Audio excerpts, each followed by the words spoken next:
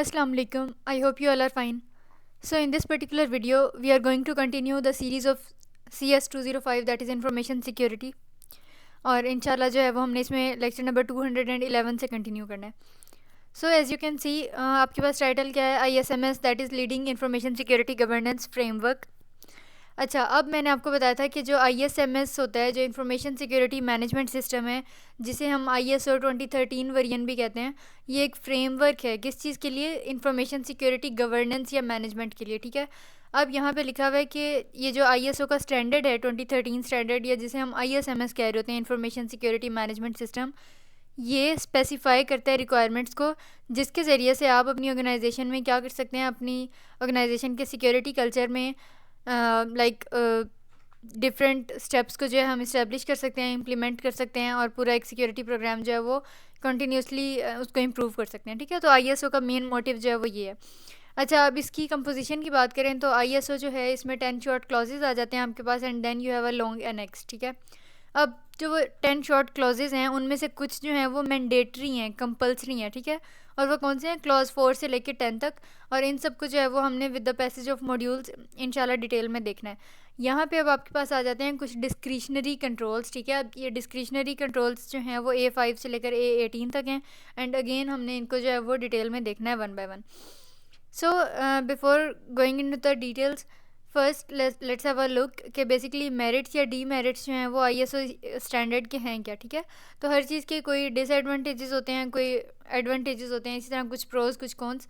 तो for the time being अगर हम इनके मेरिट्स की बात करें, किसके? ISO के 2013 स्टैंडर्ड के वेरिएंट के, या जिसे हम ISMS कहते हैं, उसके मेरिट्स की अगर बात करें तो ये एक एक्सेप्शनल फ्रेमवर्क है, और ये जो है वो कंप्रिहेंसिवली लाइक ऑल इन वन जो है वो कवर कर रहा होता है किसको? मैंडेटरी रिक्वायरमेंट्स को और डिस्क्रिशनरी कंट्रोल्स को. ठीक है,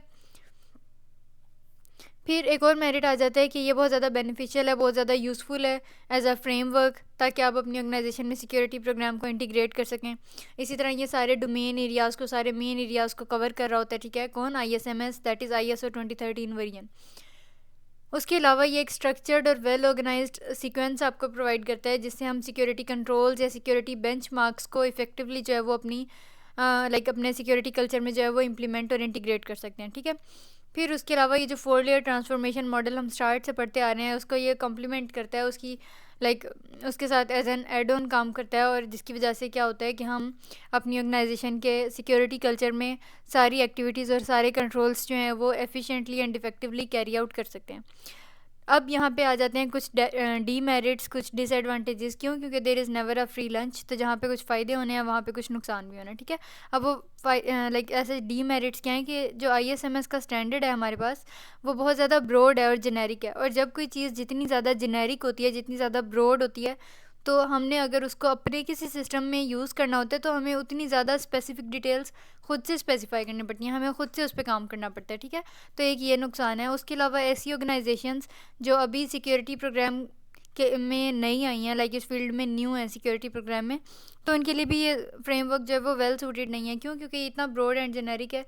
इट मे हैपन कि उनको जो है वो इसको इफेक्टिवली इम्प्लीमेंट और इंटीग्रेट करने में मुश्किल का सामना करना पड़े. ठीक है, सो अब हमने देखा कि इसके कुछ मेरिट्स हैं और कुछ डीमेरिट्स हैं. सो द क्वेश्चन इज़ कि हम एक बैलेंस, एक ट्रेड ऑफ जो है वो कैसे क्रिएट करें एडवांटेजेस और डिसएडवांटेजेस में. सो यहाँ पे ये की है कि आपने बेसिकली क्या करना है कि जो 4 लेयर ट्रांसफॉर्मेशनल मॉडल है उसको करना है इम्प्लीमेंट, और फिर आपने सिक्योरिटी ट्रांसफॉर्मेशन प्रोजेक्ट को जो है वो इस ISO सर्टिफिकेशन के साथ कैप ऑफ करना है, फिनिश करना है, कंप्लीट करना है. ठीक है, यहाँ पे अब लास्ट स्लाइड आ जाती है कि जो ISMS है, लाइक ये जो ISO का 2013 का वेरिएंट है, स्टैंडर्ड है, इसको आपने कम्प्लीमेंट्री रेफरेंस के तौर पे इस्तेमाल करना है, और आपने मेन फ्रेमवर्क जो है वही 4 लेयर ट्रांसफॉर्मेशनल मॉडल को रखना है, और यहाँ पे एज अ रेफरेंस जो है वो आपने क्या यूज़ करना है? ISO का जो 2013 का स्टैंडर्ड है. ठीक है, अच्छा, अब लेक्चर नंबर आ जाता है 212. जैसे मैंने आपको बताया था कि ये जो क्लॉजेज़ हैं, जिन्हें हम कह रहे हैं कि ये मैंडेटरी क्लॉजेज़ हैं, कंपल्सरी क्लॉजेज़ हैं, इनको हमने वन बाय वन जो है वो डिस्कस करना है. ठीक है, so as you can see कि यहाँ पे हमारे पास फर्स्ट क्लॉज आ जाता है कॉन्टेक्स्ट ऑफ द ऑर्गेनाइजेशन. ठीक है, कॉन्टेक्स्ट की जब हम बात करते हैं तो हमने इसमें यह देखना होता है कि आपकी जो ऑर्गेनाइजेशन है उसके सिक्योरिटी ओवरले को आपने अंडरस्टैंड करना है. फिर आपने यह देखना है कि कौन कौन से इंटरनल और एक्सटर्नल इश्यूज़ हैं related to information security management system, जो आपकी ऑर्गेनाइजेशन को इफ़ेक्ट कर सकते हैं. ठीक है, फिर उसके बाद आपने ये देखना है कि जो भी इंटरेस्टेड पार्टीज़ हैं, लाइक जो स्टेक होल्डर्स हैं, जो शेयर होल्डर्स हैं, जो थर्ड पार्टीज़ हैं, वेंडर्स हैं, जो उनकी क्या एक्सपेक्टेशंस हैं आपकी ऑर्गेनाइजेशन से और उनकी क्या रिक्वायरमेंट्स हैं, ठीक है। फिर आपने अपनी ऑर्गेनाइजेशन के इंटरफेस के लिए जो है वो स्कोप और बाउंड्रीज और लिमिटेशंस डिसाइड करनी है। फिर नेक्स्ट क्लॉज आपके पास आ जाता है clause number 5, that is leadership and commitment, जिसे हम कह रहे होते हैं टोन एट द टॉप या एग्जेक्टिव मैनेजमेंट, ठीक है। इसमें अब पॉलिसीज़ और ऑब्जेक्टिव्स जो हैं वो इस्टेब्लिश किए जाते हैं। फिर उसके बाद हम ISMS यानी कि जो इंफॉर्मेशन सिक्योरिटी मैनेजमेंट सिस्टम है उसको हम इंटीग्रेट करते हैं, इनकैलकुलेट करते हैं, इनकॉर्पोरेट करते हैं अपनी ऑर्गेनाइजेशन के प्रोसेस के अंदर, ठीक है। फिर उसके बाद हम ये मेक श्योर करते हैं इस क्लॉज में कि जो भी रिसोर्सेज हैं, जो भी आपके IT एसेट्स हैं, वो क्या इस इंफॉर्मेशन सिक्योरिटी मैनेजमेंट सिस्टम को अवेलेबल हैं या नहीं है, ठीक है। अच्छा, अब उसके अलावा लीडरशिप एंड कमिटमेंट सेम इसी क्लॉज में जो है वो ये आ जाता है कि कम्युनिकेटिंग इंपॉर्टेंस की हमने मेक श्योर करना होता है कि जो पॉलिसीज़ और ऑब्जेक्टिव्स हमने बनाई हैं वो हम deep down to the lowest level हम अपने स्टाफ और एम्प्लॉयज़ तक हमने वो उसको लाइक इनकॉर्पोरेट कर दिया या नहीं किया, ठीक है। मतलब आखिर तक जो है वो हमने कंप्लाइंट कर दिया सिस्टम को या नहीं किया। फिर उसके बाद हमने ये देखना होता है कि जो ISMS है उससे आपकी आउटकम्स जो हैं डिज़ायर्ड आ रही हैं या नहीं। उसके अलावा कॉन्टीन्यूसली हमने इम्प्रूवमेंट को प्रमोट करना होता है। उसके अलावा आपने क्या करना है, रिस्पॉन्सिबिलिटीज़ एंड अथॉरिटीज़ को जो है वो असाइन करना है। किसने करना है? एग्जेक्टिव मैनेजमेंट ने, लाइक जो लीडर्स हैं आपकी टीम के उन्होंने। 6th क्लॉज आ जाता है प्लानिंग का। अब प्लानिंग की जब हम बात करते हैं तो उसमें हमने ये मेक श्योर करना होता है कि लाइक आपकी ऑर्गेनाइजेशन को जो भी रिस्क्स हैं, जो भी वल्नरेबिलिटीज़ हैं, उन सब की बात हमने करनी है, ठीक है।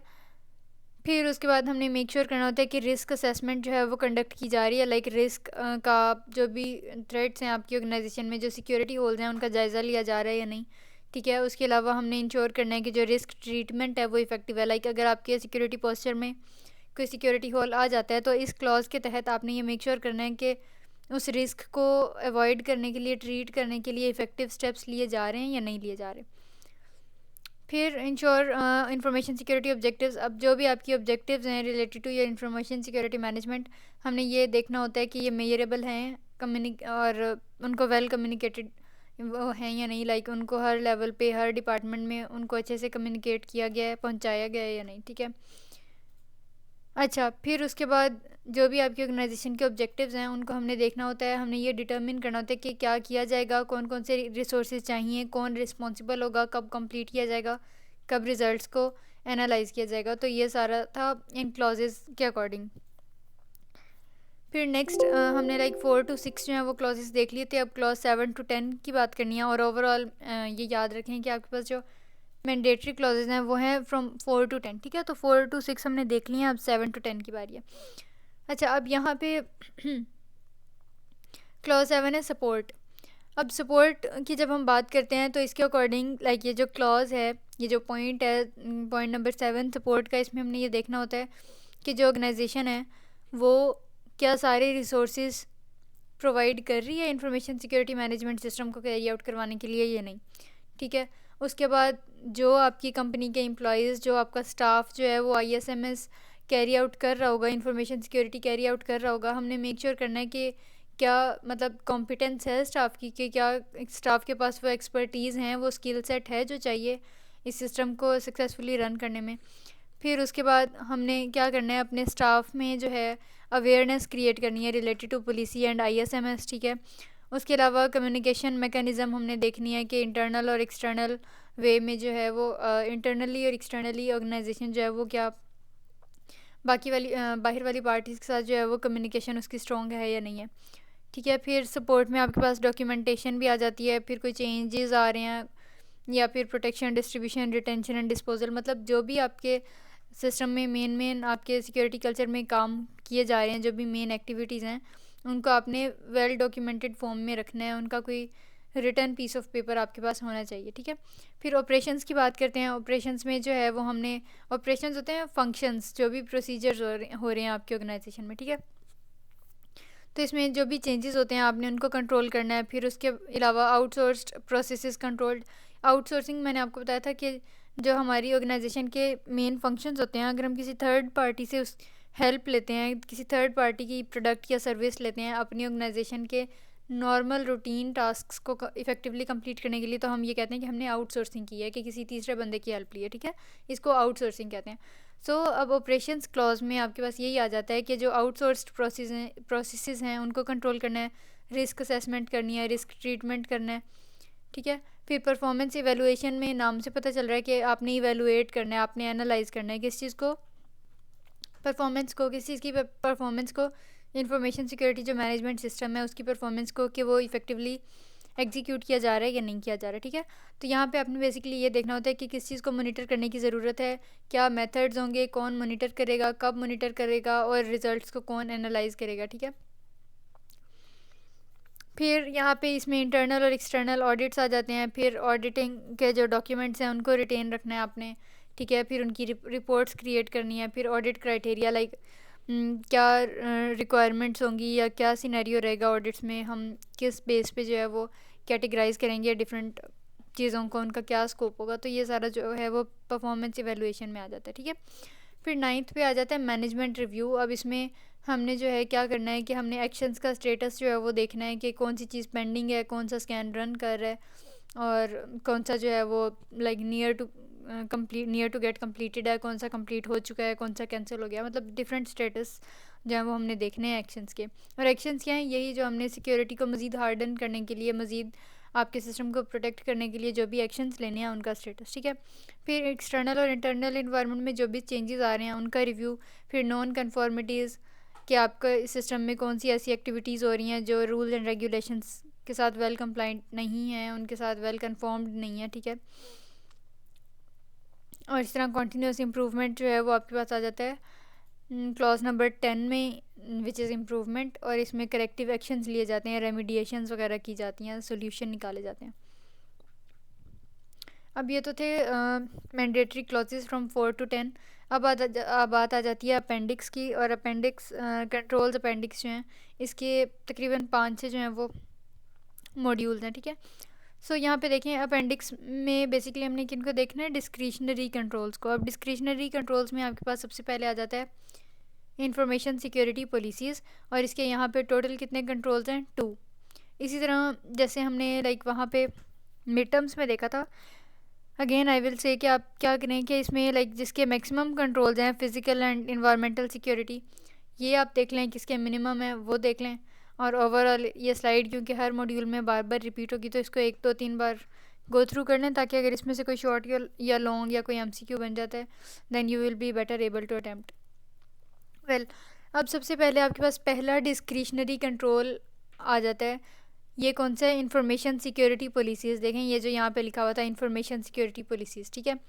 अब इसकी मेन ऑब्जेक्टिव क्या है कि आपकी ऑर्गेनाइजेशन जो है उसके अंदर आपने मैनेजमेंट को, मतलब जो भी आपकी गवर्नेंस है, जो भी मैनेजमेंट है, उसको डायरेक्शन एंड सपोर्ट प्रोवाइड करनी है। किस चीज़ के लिए, इंफॉर्मेशन सिक्योरिटी अचीव करने के लिए।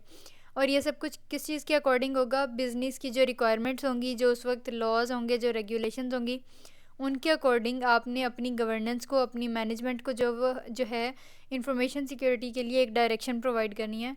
ये मेन मकसद है, मेन ऑब्जेक्टिव है, मेन गोल है इस पॉलिसी का, इस कंट्रोल का, ठीक है। फिर जैसे हमने पढ़ा था कि इसके 2 कंट्रोल्स हैं। तो पहला कंट्रोल है पॉलिसीज़ फॉर इंफॉर्मेशन सिक्योरिटी और सेकंड है रिव्यू ऑफ द पॉलिसीज़। तो पॉलिसीज़ में अब वो कह रहे हैं कि सेट ऑफ पॉलिसीज़ होंगी जो डिफ़ाइन की जाएंगी, उनको मैनेजमेंट अप्रूव करेगी, फिर पब्लिश करेगी, और फिर उनको एम्प्लॉयज़ में और थर्ड पार्टीज़ में जो है वो लाइक वेल वे में, बेटर वे में जो है वो कम्युनिकेट कर दिया जाएगा। फिर रिव्यू ऑफ पॉलिसीज़ में जो है कि जो भी पॉलिसीज़ जो हैं क्रिएट की गई थी, डिफ़ाइन की गई थी, उनको रिव्यू किया जाएगा एट प्लान्ड इंटरवल्स के, लाइक कह लें after every 3 months, quarterly basis पे, या जो भी आपका पीरियोडिक रिव्यू का सीन बनेगा। और उसके अलावा अगर कोई चेंजेस वगैरह होंगे उनको इंटीग्रेट कर दिया जाएगा, ठीक है।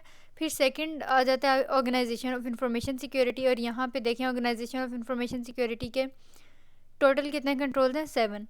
सो अब ये जो ऑर्गेनाइजेशन ऑफ इंफॉर्मेशन सिक्योरिटी है, इसका मेन ऑब्जेक्टिव इंटरनल ऑर्गेनाइजेशन की अगर पहले बात करें, जिसका फर्स्ट कैलें कंट्रोल है, तो इसका ऑब्जेक्टिव ये है कि आपने अपनी मैनेजमेंट, अपनी गवर्नेंस के लिए ऐसा फ्रेमवर्क जो है, ऐसा स्टैंडर्ड आपने क्रिएट करना है जिससे जो है हम ऑर्गेनाइजेशन के अंदर रहते रहते जो है वो इंफॉर्मेशन सिक्योरिटी को अच्छे से इम्प्लीमेंट कर सकें और सारे ऑपरेशंस को सक्सेसफुली जो है वो परफॉर्म कर सकें। सबसे पहले बात आ जाती है इंफॉर्मेशन सिक्योरिटी के रोल्स एंड रिस्पॉन्सिबिलिटीज़। सो इस कंट्रोल में हम इंफॉर्मेशन सिक्योरिटी से रिलेटेड जो भी रिस्पॉन्सिबिलिटीज़ और जो भी रोल्स होंगे, जो भी ड्यूटीज़ होंगी, उनको डिफ़ाइन भी करेंगे और एलोकेट भी कर देंगे कि किस पर्सन की, किस एम्प्लॉय की क्या ड्यूटी है, so on and so fourth. फिर आ जाता है सेग्रीगेशन ऑफ ड्यूटीज़। सेग्रीगेशन का मतलब होता है टू सेपरेट, ठीक है, अलग अलग आपने करना है, कैटेगराइज करना है किस चीज़ को, ड्यूटीज़ को। अब डेफिनेटली अगर आपकी एक फ़र्म है, उसमें डिफरेंट कैटेगरीज में डिफरेंट एम्प्लॉयज़ हैं, स्टाफ, ठीक है, और डिफरेंट डिफरेंट रोल्स के लिए डिफरेंट डिफरेंट एम्प्लॉयज़ जो हैं वो एलोकेट किए गए हैं। तो आपने क्या करना है कि हर कैटेगरी को और हर ड्यूटी को आपने एक दूसरे से जो है वो सेग्रीगेट करना है, अलग अलग करना है। इससे क्या होगा कि कंपैरेटिवली हम बेटर वे में मैनेज कर सकेंगे अपनी ऑर्गेनाइजेशन के सिक्योरिटी पोस्चर को, ठीक है। फिर उसके बाद ये पहले दो कंट्रोल के सब पार्ट्स हमने देख लिए हैं। Then you have contact with authorities. अब कॉन्टैक्ट विद अथॉरिटीज़ में ये हमने देखना है कि जो भी अथॉरिटीज़ हैं, जो डीन है आपकी ऑर्गेनाइजेशन की, आपके डिपार्टमेंट की जो हायर अथॉरिटीज़ हैं, उनके साथ अप्रोप्रिएट मुनासिब वे में जो है मुनासिब तरीके से क्या कॉन्टैक्ट मेंटेन किया गया है या नहीं। फिर contact with special interest groups. अब स्पेशल इंटरेस्ट ग्रुप्स जो हैं, इसमें कोई सिक्योरिटी फोरम्स भी आ सकते हैं, कोई प्रोफेशनल एसोसिएशंस, कोई भी इस तरह की पार्टीज़ या फर्म्स वगैरह, उनके साथ जो है वो आपने क्या करना है कि कॉन्टैक्ट मेंटेन रखना है, ठीक है। फिर उसके बाद आ जाता है mobile devices and teleworking. Mobile device policy यहाँ पर डिस्क्राइब नहीं की गई है आपके मॉड्यूल में। Then you have teleworking. Teleworking समझ लें कि रिमोट वर्क जिसे हम कहते हैं कि क्या होता है कि मोस्ट ऑफन घर में रह के या किसी भी ऑफ द शोर, किसी भी दूर वाली लोकेशन से अगर हम बैठ के काम कर रहे हैं और टेक्नोलॉजी को यूज़ करके अपने कलीग्स के साथ और अपने ऑफिस के साथ अगर हम कनेक्टेड हैं, तो इसको हम कहते हैं कि टेली वर्किंग, कि हम अपनी ऑर्गेनाइजेशन के साथ टेक्नोलॉजी से तो कनेक्टेड हैं, लेकिन हम क्या है कि हम किसी दूर वाली जगह या मोस्ट प्रोबेबली अपने घर में बैठ के काम कर रहे हैं। तो इन सब के लिए अगर पॉलिसी जो है वो हमने ये अगर इम्प्लीमेंट करनी है, तो वो किस चीज़ के अंडर आ जाती है, किस अपेंडिक्स के अंदर, ऑर्गेनाइजेशन ऑफ इंफॉर्मेशन सिक्योरिटी में। अच्छा, अब लेक्चर नंबर 215, इसमें कंट्रोल्स अपेंडिक्स की डिस्कशन को ही कंटिन्यू हमने करना है। अब यहाँ पे हमने बात करनी है ह्यूमन रिसोर्स सिक्योरिटी की, ठीक है। प्रायर टू एम्प्लॉयमेंट, एम्प्लॉयमेंट से पहले, जॉब से पहले, एलोकेशन से पहले, इसकी क्या ऑब्जेक्टिव है कि हमने मेक श्योर करना होता है कि जो एम्प्लॉयज़ हैं और जो कॉन्ट्रैक्टर्स हैं, जो रिक्रूट कर रहे हैं और जिन्होंने रिक्रूट होना है, उन दोनों क्या वो अपनी दोनों जो पार्टीज़ हैं समझ लें, वो अपनी रिस्पॉन्सिबिलिटीज़ को क्या समझते हैं और जिस रोल को उन्हें दिया गया है क्या वो उसके लिए वेल सूटेड हैं या नहीं है। तो प्रायर टू एम्प्लॉयमेंट की अगर हम बात करें तो इसमें स्क्रीनिंग आ जाती है, and then you have terms and conditions of employment. Screening की जब हम बात करते हैं तो हमने उसमें बैकग्राउंड वेरीफाई करना होता है, हमने क्या लेंगे सिक्योरिटी क्लियरेंस करनी होती है, हमने मेक श्योर करना होता है कि जो कैंडिडेट्स हैं इस एम्प्लॉयमेंट के लिए क्या वो रूल्स, रेगुलेशंस, एथिक्स, इन सब को पूरा करते हैं, या फिर उनको हायर करके हम अपनी ऑर्गेनाइजेशन के लिए तो नहीं कोई रिस्क पोज कर रहे कि उनको हायर करें अपनी अपनी ऑर्गेनाइजेशन में और अल्टीमेटली आपकी ऑर्गेनाइजेशन का ही सिक्योरिटी कल्चर वीक हो जाए। तो स्क्रीनिंग में हम जो है वो वेरीफाई करते हैं बैकग्राउंड को। Then you have terms and conditions of employment. इसमें हमने क्या करना होता है, contractual agreements with employees and contractors shall state their and the organisation's responsibilities for information security. इसमें हमने ये करना होता है कि जो एम्प्लॉयज़ हैं और जो एम्प्लॉयर्स हैं, इन दोनों को जो है वो एक कॉमन प्लेटफॉर्म पे, एक कॉमन बेस पे जो है वो लेके आना होता है और हमने मेक श्योर करना होता है कि वो सारे टर्म्स एंड कंडीशंस, सारे SOPs को एग्री कर रहे हैं या नहीं कर रहे, ठीक है। देन एक बार तो प्रायर टू एम्प्लॉयमेंट था कि जॉब से पहले, अब हो गया ड्यूरिंग एम्प्लॉयमेंट। तो विद इन द ऑफिस या with in the work zone, work environment में रहते रहते, वर्क स्पेस में रहते रहते हमने क्या क्या कंट्रोल्स अप्लाई करने हैं, वो कंट्रोल्स अपेंडिक्स के इस A.7.2 में जो है वो आपको यहाँ पे पता चल रहा है। सबसे पहले है मैनेजमेंट रिस्पॉन्सिबिलिटीज़। इसमें क्या है कि मैनेजमेंट जो है उसको सारे एम्प्लॉयज़ और सारे कॉन्ट्रैक्टर्स जो हैं उसको मेक श्योर करना है कि वो अपनी रिस्पॉन्सिबिलिटीज़ जो हैं वो अच्छे तरीके से सर अंजाम दे रहे हैं या नहीं दे रहे। फिर हमारे पास आ जाता है termination and change of employment. तो अगर किसी भी XYZ रीज़न की वजह से अगर किसी एम्प्लॉई को, किसी स्टाफ मेंबर को आपने टर्मिनेट करना है, तो उसका कंट्रोल, या फिर रिस्पॉन्सिबिलिटीज़ लाइक आपने रोल बैक करके किसी भी एम्प्लॉय की रिस्पॉन्सिबिलिटी को उसको किसी और डिपार्टमेंट में शिफ्ट करना है, या फिर उसकी रिस्पॉन्सिबिलिटीज़ आपने चेंज करनी है, उसको डिफरेंट टास्क असाइन करना है, तो वो इस कंट्रोल में हमने देखना है, ठीक है। Then you have lecture number 216। अच्छा, अब ये पार्ट 3 है और इसमें हमने जो है वो डिस्कशन को कंटिन्यू करना है किस चीज़ की, कंट्रोल्स अपेंडिक्स की, ठीक है। अब information security policies, organisation of information security, human resource security, और जो है ये सारा कुछ देख चुके हैं हम। Then you have asset management. अच्छा, अब एसेट यहाँ पे बेसिकली आईटी एसेट्स हैं, and I have already told you कि आईटी एसेट जब हम कहते हैं तो वो कोई भी ऐसी चीज़ हो सकती है जो आपकी ऑर्गेनाइजेशन के लिए, आपकी कंपनी के लिए इम्पॉर्टेंट हो, सिग्निफिकेंट हो, ठीक है। वो कोई कंप्यूटिंग सिस्टम्स भी हो सकते हैं, वो आपका सिस्टम्स में पड़ा हुआ कोई डेटा भी हो सकता है, ठीक है। इसी तरह वो कोई नेटवर्क भी हो सकता है, इवन जो एम्प्लॉयज़ होते हैं, जो स्टाफ होता है, वो खुद भी एक एसेट है, ठीक है, आपकी ऑर्गेनाइजेशन के लिए। तो यहाँ पे जब हम बात करते हैं एसेट मैनेजमेंट की, तो पहला कंट्रोल आ जाता है रिस्पॉन्सिबिलिटी फॉर एसेट्स। तो अगर वो आपसे पेपर में पूछ ले कि अंडर रिस्पॉन्सिबिलिटी फॉर एसेट्स आपके पास सब कंट्रोल्स कितने हैं, तो यहाँ पे आप देख सकते हैं कि कितने कंट्रोल्स हैं, 4। सबसे पहले हम बात करते हैं इन्वेंट्री ऑफ एसेट्स की। आई have already told you a number of times कि इन्वेंट्री जब हम कह रहे होते हैं तो उसका क्या मतलब होता है कि आपने कोई डॉक्यूमेंट, कोई लिस्ट आपने क्रिएट करनी है, कोई आपने एक स्टोर बना लेना है। अब यहाँ पे हम किस चीज़ की इन्वेंट्री की बात कर रहे हैं, इन्वेंट्री ऑफ एसेट्स, ठीक है। तो एसेट्स जो आपकी इंफॉर्मेशन से या इंफॉर्मेशन प्रोसेसिंग फैसिलिटीज़ से एसोसिएटेड हैं, रिलेटेड हैं, उनको आपने आइडेंटिफाई करना है, एंड देन आपने क्या करना है कि उनकी इन्वेंट्री क्रिएट कर लेनी है, ठीक है। फिर उसके बाद आ जाता है एक्सेप्टेबल यूज़ ऑफ एसेट्स के, लाइक एसेट्स की इन्वेंट्री तो बना लिया, अब आपने रूल्स क्रिएट करने हैं जिसमें हम ये डिफ़ाइन करेंगे, ये डिस्क्राइब करेंगे कि कौन कौन से एम्प्लॉयज़ किस किस एसेट तक जो है वो एक्सेस ले सकते हैं या नहीं ले सकते। फिर हमारे पास आ जाता है इंफॉर्मेशन क्लासिफिकेशन। इंफॉर्मेशन क्लासिफिकेशन में सबसे पहले इंफॉर्मेशन को जो है वो क्लासीफाई करना है। अब वो क्लासीफाई या कैटेगराइज कैसे करना है, लीगल रिक्वायरमेंट्स के अकॉर्डिंग कर सकते हैं, उनकी वैल्यू के अकॉर्डिंग, उनकी क्रिटिकलिटी के अकॉर्डिंग, उनकी सेंसिटिविटी के according.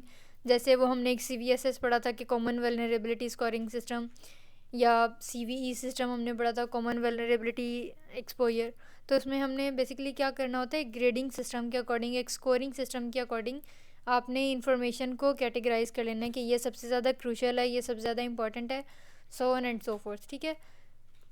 Once you are done with this, फिर नेक्स्ट हमारे पास आ जाता है कि आपने जो है वो एसेट्स को हैंडल कैसे करना है, ठीक है। और हमने अगेन ये मेक श्योर करना होता है कि हम इंफॉर्मेशन क्लासिफिकेशन के अकॉर्डिंग जो है वो उनको हैंडल कर रहे होते हैं। फिर आ जाता है मीडिया हैंडलिंग। मीडिया हैंडलिंग में सबसे पहले है मैनेजमेंट ऑफ रिमूवेबल मीडिया। अब रिमूवेबल मीडिया कोई भी, जैसे अब फॉर एग्जांपल USB में अगर आपका डेटा है, या कोई कॉम्पैक्ट डिस्क है, कोई फ्लैश ड्राइव है, ठीक है, उसमें हमने देखना होता है कि उसको आपने कैसे मैनेज करना है। क्यों? क्योंकि जो रिमूवेबल मीडिया होता है, they are one of the primary sources जिसकी वजह से आपका सिस्टम जो है वो मज़ीद वल्नरेबल हो जाता है। सो एसेट मैनेजमेंट में एक ये मेन कंट्रोल है कि आपने रिमूवेबल मीडिया को मैनेज कैसे करना है। फिर आ जाता है फ़िज़िकल मीडिया ट्रांसफ़र। अच्छा, अब क्या होता है कि ड्यूरिंग ट्रांसपोर्टेशन, जैसे मैंने आपको पहले बताया था कि एक तो होता है सेंडर और एक है रिसीवर, ठीक है। अब दरमियान में एक कम्युनिकेशन लिंक बनना है, एक चैनल बनना है, एक मीडियम बनना है। अब सेंडर अपने एंड पे जितना भी मेक श्योर कर ले कि हाँ मेरा कंप्यूटर तो बहुत ज़्यादा सेफ़ है, सिक्योर है, और रिसीवर अपने एंड पे सिक्योरिटी कंट्रोल्स इम्प्लीमेंट कर ले, बेशक दोनों कर लें, लेकिन अगर दरमियान में जिस फिज़िकल मीडियम से डेटा ट्रांसफ़र हो रहा है अगर वही वेल सिक्योर्ड नहीं होगा, तो फिर क्या फ़ायदा होगा। अगर सेंडर ने फॉर सपोज़ अपना सिस्टम सिक्योर कर भी लिया है, लेकिन जब वो डेटा सेंड कर रहा होगा किसी अनसेफ मीडियम पे, किसी अनसेफ चैनल के थ्रू, तो फिर थर्ड पार्टीज़ या ओपोनेंट्स या हैकर्स वो इजीली एक्सप्लॉइट कर सकते हैं आपके सिस्टम को, ठीक है। तो ये कंट्रोल इस चीज़ से रिलेटेड है कि जो फिज़िकल मीडिया है, जो ट्रांसपोर्टेशन चैनल है, जिससे होते हुए सेंडर ने डेटा सेंड करना है और रिसीवर ने वहाँ से रिसीव कर लेना है, हमने ये मेक श्योर करना होता है कि वो भी सेफ़ हो, ठीक है। अब हमारे पास आ जाता है टॉपिक नंबर 217। इसमें अगेन हमने डिस्कशन को ही कंटिन्यू करना है। ISO के 2013 वर्जन 2013 कंट्रोल के जो कंट्रोल्स अपेंडिक्स हम देख रहे हैं, और यहाँ पे आपके पास है एक्सेस कंट्रोल, ठीक है। अब एक्सेस कंट्रोल में सबसे पहले आ जाता है business requirements for access control, और इसमें पहला कंट्रोल या लाइक सब कंट्रोल आपके पास है access to networks and network services. कि हमने जो है यूज़र को इस कंट्रोल के अकॉर्डिंग हमने यूज़र को एम्प्लॉयज़ को सिर्फ वही एक्सेस वही प्रिविलेज ग्रांट करनी है नेटवर्क की या नेटवर्क सर्विसेज की जिसकी उसको ज़रूरत है, ठीक है। फिर उसके बाद management of privileged access rights. अब जो प्रिविलेजेस होती हैं जो लाइक परमिशंस ग्रांट की जाती हैं हायर लेवल्स को हायर अथॉरिटीज़ को, उनकी एलोकेशन और फिर उनका यूजेज उन पे रिस्ट्रिक्शंस, ये सारा कुछ इसमें कंट्रोल में देखना है। फिर जो यूज़र एक्सेस राइट्स हैं उनको बार बार आपने रिव्यू करना है, फिर कहीं रोल बैक करने की ज़रूरत पड़ जाए तो वो सारा इस वाले कंट्रोल में करना है। देन यू हैव रिमूवल और एडजस्टमेंट ऑफ एक्सेस राइट्स। तो मैंने आपको बताया था कि समटाइम्स क्या होता है कि हम अपनी ऑर्गेनाइजेशनल हायरार्की में एम्प्लॉयज़ को कोई टास्क असाइन तो कर देते हैं, कोई प्रिविलेज ग्रांट तो कर देते हैं, but with the passage of time we do realize के नहीं ये मतलब यहाँ पे कोई मतलब एरोनियस रिजल्ट आ रहे हैं या ये वाली टास्क हमने इस पर्सन को नहीं करना था असाइन, ठीक है। तो फिर वहाँ पे जो है वो हमें रोल बैक करना पड़ता है या हमें एक्सेस जो है वो वापस लेनी पड़ती है, हमें रिमूवल जो है एक्सेस राइट्स एक्सेस का करना पड़ता है। या फिर एक आपने ग्रांट दे दी, परमिशन दे दी किसी यूज़र को और फिर over the course of time हमने उसको किसी और डिपार्टमेंट में शिफ्ट करना है, तो अल्टीमेटली क्या करना पड़ेगा कि हमें उसकी एक्सेस जो है वो उस हिसाब से एडजस्ट करनी पड़ेगी, ठीक है। तो ये सारा सिनेरियो जो है वो हम इस कंट्रोल के अकॉर्डिंग हैंडल कर रहे होते हैं। Then you have use of secret authentication information. अब सीक्रेट ऑथेंटिकेशन इन्फॉर्मेशन वो कोई भी इन्फॉर्मेशन या कोई भी सेंसिटिव डेटा हो सकता है which is crucial for your organisation, और हमने मेक श्योर करना होता है कि वो सेफ़ हैंड्स में हो। फिर आ जाता है पासवर्ड मैनेजमेंट सिस्टम। इसमें हमने ये मेक श्योर करना है कि जो पासवर्ड मैनेजमेंट सिस्टम है वो सारे यूज़र्स के लिए इंटरैक्टिव हों। उसके अलावा पासवर्ड्स की क्वालिटी जो है वो इंश्योर करनी है, ठीक है। फिर access control to program source code. अब हर सॉफ्टवेयर का जो एम्बेडेड सोर्स कोड होता है, हर सॉफ्टवेयर का, हर एप्लीकेशन का, उसमें हमने देखना है कि जो सोर्स कोड है उस तक एक्सेस जो है वो सिर्फ प्रिविलेज्ड यूज़र्स को मिले और बाकियों को ना मिले। Then you have lecture number 218. So again we are going to continue the discussion of controls appendix, and this time we are going to look at cryptography. अच्छा, अब क्रिप्टोग्राफी की जब हम बात करते हैं तो हमारे पास आ जाते हैं cryptographic controls. Now the question is कि क्रिप्टोग्राफी बेसिकली है क्या। अब ये समझ लें कि ये एक मेथड है या एल्गोरिदम समझ लें जिससे हम क्या करते हैं कि प्लेन टेक्स्ट को साइफर टेक्स्ट में कन्वर्ट करते हैं या फिर साइफर टेक्स्ट को अगेन प्लेन टेक्स्ट में कन्वर्ट करते हैं। तो इसका असल में क्या मकसद होता है कि आपने इनक्रिप्ट करना है, डिक्रिप्ट करना है, और मेन गोल इसका क्या होता है कि आपने अपने डेटा को मज़ीद सिक्योर बनाना है ताकि आपकी ऑर्गेनाइजेशन में मौजूद डेटा को जो है वो सिक्योरिटी होल्स का सामना ना करना पड़े, ठीक है। तो सबसे पहले इसमें आपके पास आ जाता है कंट्रोल की मैनेजमेंट। इसमें हमने ये देखना होता है कि जो क्रिप्टोग्राफिक कीज़ हैं, जो कोड्स हैं, वो during their whole life cycle उनको जो है एक प्रॉपरली डिफाइंड पॉलिसी के ज़रिए से जो है वो प्रोटेक्ट किया जा रहा हो, ठीक है। फिर आ जाता है फिज़िकल सिक्योरिटी पैरामीटर। अब इसमें जो है सिक्योरिटी पैरामीटर्स जो हैं वो डिफ़ाइन किए जाएंगे और यूज़ किए जाएंगे ऐसे एरियाज़ को प्रोटेक्ट करने के लिए जिसमें आपकी कंपनी का सेंसिटिव या क्रिटिकल जो है वो डेटा पड़ा हुआ है, ठीक है। फिर आपके पास आ जाते हैं फिज़िकल एंट्री कंट्रोल्स। इसमें हमने सिक्योर एरियाज़ जो हैं उनको प्रोटेक्ट करना है अप्रोप्रिएट एंट्री कंट्रोल्स के ज़रिए से। फिर वर्किंग इन सिक्योर एरियाज़ में हमने देखना है कि लाइक जो भी सिक्योर एरियाज़ हैं उनको मज़ीद जो है वो सिक्योर किया गया या नहीं, इसके लिए हमने क्या करना होगा, ऐसे प्रोसीजर्स जो हैं वो इस्टेब्लिश करने हैं जिनको ना सिर्फ हमने इस्टेब्लिश करना है, ना सिर्फ डिज़ाइन करना है, but at the very and हमने उनको अप्लाई भी करना है, ठीक है। फिर इक्विपमेंट की बात आ जाती है। तो सबसे पहले सपोर्टिंग यूटिलिटीज़ के जो भी आप अपनी ऑर्गेनाइजेशन में इक्विपमेंट यूज़ कर रहे हैं, जो भी डिवाइसेस जो भी सिस्टम्स हम यूज़ कर रहे हैं, उनको हमने पावर फेलियर से, इसी तरह इंटरफेरेंस जो इलेक्ट्रोमैग्नेटिक इंटरफेरेंस होती है, इसी तरह बाकी डिस्ट्रप्शंस से जो है वो आपने अपने सिस्टम को, अपने इक्विपमेंट्स को बचाना है। And once you are done with this, फिर आपके पास आ जाती है इक्विपमेंट मेंटेनेंस कि जो हम इक्विपमेंट जो है वो यूज़ कर रहे हैं अपनी ऑर्गेनाइजेशन में, अपने सिक्योरिटी सिस्टम में, हमने मेक श्योर करना होता है कि उसको हमने रेगुलरली जो है वो अपडेट किया है या नहीं किया, ठीक है। फिर है clear desk and clear screen policy. अच्छा, क्लियर डेस्क पॉलिसी और क्लियर स्क्रीन पॉलिसी, ये असल में क्या है कि क्लियर डेस्क पॉलिसी ये होती है कि अगर आप कोई पेपर वर्क कर रहे हैं, कोई डॉक्यूमेंटेशन कर रहे हैं किसी चीज़ की, तो हमने ये देखना होता है कि जब आपने कर लिया काम and you are going to leave your desk, then make sure करें कि आपने अपने डेस्क को जो है वो क्लियर करना है, ठीक है। इससे क्या होगा कि कोई थर्ड पार्टी, कोई इंट्रूडर, कोई हैकर जो है वो आपके इंपॉर्टेंट डॉक्यूमेंट्स को एक्सेस नहीं कर सकेगा। इसी तरह से क्लियर स्क्रीन पॉलिसी में ये आ जाता है कि जब आप ऑनलाइन कोई वर्क कर रहे हैं किसी डिवाइस पे, तो आपने अपना काम ख़त्म करके जो है वो स्क्रीन को क्लियर करना है। इससे अल्टीमेटली क्या होगा कि कोई भी इंट्रूडर जो है, कोई इलीगल पर्सन जो है वो आपके सिस्टम को या आपकी मतलब क्या लें डॉक्यूमेंटेशन वगैरह को एक्सेस नहीं कर सकेगा, ठीक है। Here comes the lecture number 219। अच्छा, अब यहाँ पे देखें, ये इसका पार्ट 6 है। एक्चुअली हमने यहाँ पे ये सारे कंट्रोल्स ही कंप्लीट करने हैं, इसलिए यहाँ पे इतने लेंथी लग रहे हैं कि मॉड्यूल्स आई जा रहे हैं। वेल, अब ऑपरेशन सिक्योरिटी की बात करते हैं। ऑपरेशन सिक्योरिटी में देखें, सबसे पहले आ जाता है documented operating procedures. Operating procedures वही होते हैं जो आपकी ऑर्गेनाइजेशन में फंक्शंस को कैरी आउट करने के लिए ऑपरेशंस किए जाते हैं, ठीक है। तो ऑपरेशन सिक्योरिटी में हमने देखना है कि जो भी ऑपरेशनल प्रोसीजर्स हैं उनको डॉक्यूमेंट किया गया है और वो सारे यूज़र्स के लिए अवेलेबल एंड एक्सेसिबल हैं या नहीं है, ठीक है। फिर आ जाता है चेंज मैनेजमेंट के जो भी चेंजेस हैं वो आपके सिस्टम में वेल कंप्लाइंट होने चाहिए। फिर कैपेसिटी मैनेजमेंट के जो रिसोर्सेज यूज़ किए जा रहे हैं उनको मॉनिटर करना है और उनकी कितनी फ्यूचर कैपेसिटी होगी, लाइक उन वो अवेलेबल कितने हैं और फ्यूचर में चाहिए कितने होंगे, क्या कम तो नहीं रहेंगे, कोई डिस्क्रिपेंसी तो नहीं रहेगी। फिर आपने सेपरेशन करनी है डेवलपमेंट, टेस्टिंग और ऑपरेशनल इन्वायरमेंट्स की, कि हर चीज़ के लिए आपने अलग अलग से इन्वायरमेंट क्रिएट करना है ताकि सारे फंक्शंस को हम सक्सेसफुली जो है वो एग्जीक्यूट कर सकें, ठीक है। Then you have lecture number 220। अच्छा, अब इसमें देखें कि आपके पास है कंट्रोल्स अपेंडिक्स पार्ट 7 और इसमें जो है वो हमने ऑपरेशन सिक्योरिटी की डिस्कशन को कंटिन्यू करना है। तो सबसे पहले आपके पास आ जाता है कंट्रोल्स अगेंस्ट मैलवेयर। अब आपने अपने सिस्टम को डिटेक्ट में मौजूद थ्रेड्स को, मेलवेयर को, सस्पिशियस एक्टिविटीज़ को डिटेक्ट करना है, उन्हें प्रिवेंट करना है, उस पर कंट्रोल्स अप्लाई करने हैं, ठीक है। इंफॉर्मेशन बैकअप में आपने जो है वो एक कंप्लीट रिकॉर्ड रखना है अपने सिस्टम पे मौजूद इंफॉर्मेशन का और मेक श्योर करना है कि कोई बैकअप पॉलिसी भी अवेलेबल हो, ठीक है। इवेंट लॉगिंग में आपने क्या करना है कि इवेंट लॉग क्रिएट करना है। लॉग होता है मतलब एक पूरा रिकॉर्ड, आपने इवेंट्स का, एक्टिविटीज़ का जो है वो तैयार भी करना है, सिक्योरिटी इवेंट्स का उनको प्रोड्यूस भी करना है, उसको अपने पास संभाल के भी रखना है और उसको रेगुलरली रिव्यू भी करना है, पीरियोडिक रिव्यूज़, ठीक है। Then you have administrator and operator logs. अब जो सिस्टम एडमिनिस्ट्रेटर होगा या जो वो अपनी ऑपरेटर एक्टिविटीज़ परफॉर्म करेगा उसको लॉग रखना है, लाइक उसका एक इवेंट मतलब इवेंट रिकॉर्ड आपने रखना है और उसके अलावा उसको प्रोटेक्ट भी करना है, ठीक है। तो पिछले कंट्रोल में और इसमें यही डिफरेंस है कि वो ओवरऑल सबके लिए जेनेरिक है और इसमें हाई प्रिविलेजेस वाले अकाउंट्स और एक्टिविटीज़ की बात हो रही है।